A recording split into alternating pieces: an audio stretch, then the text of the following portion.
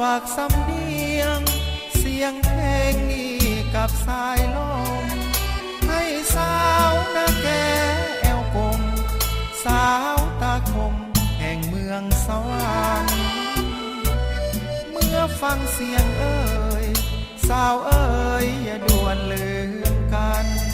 เถิงเฮาจะอยู่ห่างกันก็ยังพันผูกพันหัวใจหายจากน้องมา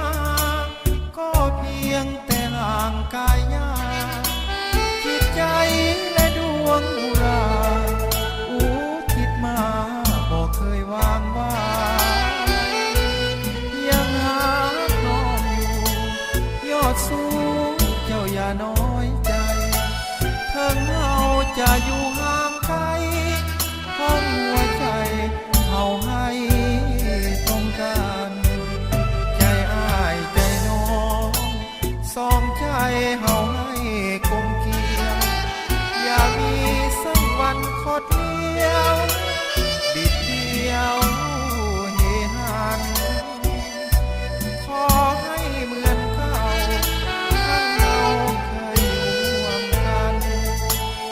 ดังในคำคืนนั้นที่เฮาสองหากกันซึ้งใจขอฝากสัญญา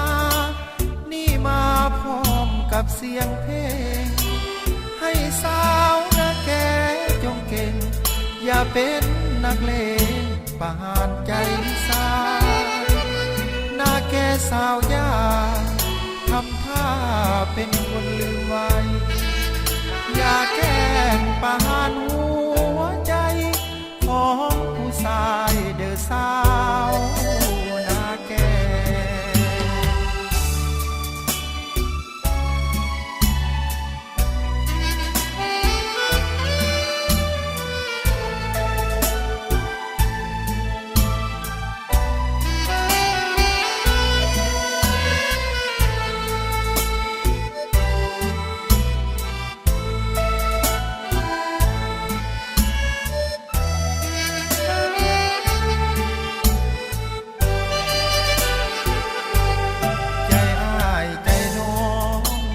สองใจเฮาให้กลมเกลียวอย่ามีสักวันคดเลี้ยวบิดเบี้ยวเฮหันขอให้เหมือนเก่าทั้งเราเคยร่วมกันดังในคำคืนนั้นที่เฮาสองหากกันซึ้งใจขอฝากสัญญานี่มาพร้อมกับเสียงเพลงให้สาวนาแกจงเก่งอย่าเป็นนักเลงประหารใจสาย